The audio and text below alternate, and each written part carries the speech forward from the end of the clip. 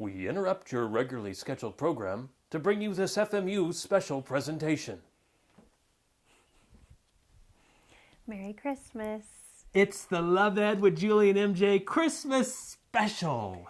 And when Mike said it was going to be special, I was thinking special, Christmas special. And you look awesome. But I am special. Yeah. So, and we also thought we would share our Christmas tree with you because you can tell a lot about a family from their Christmas tree.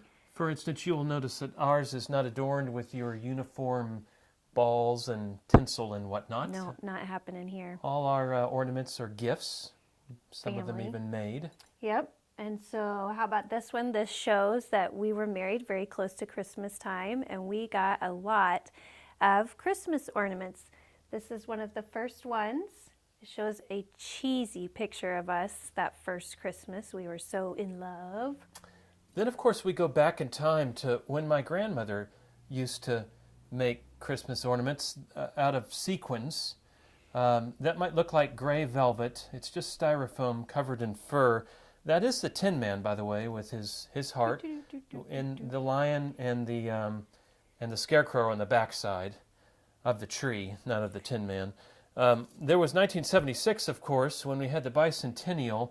So we got 4th of July ornaments for the Christmas tree. And a very old bow. By the way, grandmother, if you're watching this, number one, I thought you were dead.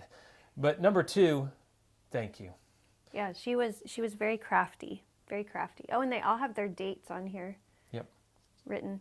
Let's see. Okay, so a family heirloom in my side of the family that's been with us for a long time. When I was a child, we had things called bazaars. Now they're called craft fairs, right? Christmas craft fair. Oh, and look at this. It's like a little my nutshell. mom bought me this Christmas ornament at a craft fair. She bought you a nutshell. And it looks like a nut. Well, it is a nut. But when you look inside... Well, look at that. It's a little baby Jesus, it is. Yeah, so this ornament is fought over every year when we get it out. Everybody gets very excited to have baby Jesus in a nutshell. Look how lily white he is, born there in the Middle East. Yep, I'm going to put how to craft this on Pinterest, right? And then, of course, one of my favorites is this angel, made by some fine ladies in a nursing home where my high school choir sang for them. We all got an ornament. We love this the most, though, however, when she lost one of her eyes, which I have since covered back. So then it was like the pirate angel. Aye, me laddie, born you this day in the city of David there is, yes. But, would be a girl pirate. yes, well, born this day in the city of David. Okay. But speaking of angels, of course, the shepherds did get the good news about Christ's birth from the angels. Good for them. And a lot of us want God to tell us good news all the time that way. Like, God, if you could just have a chorus of angels show up in a field where I just so happen to be watching sheep and tell me, this day you will find your spouse wrapped lying in a manger, swaddling clothes.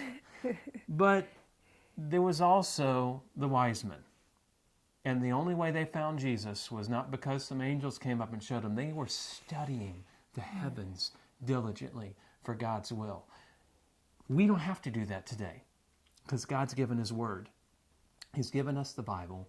And I promise you that if you'll study that book as diligently as the wise men studied the stars, you will not be able to miss God's will for your life, relational or otherwise.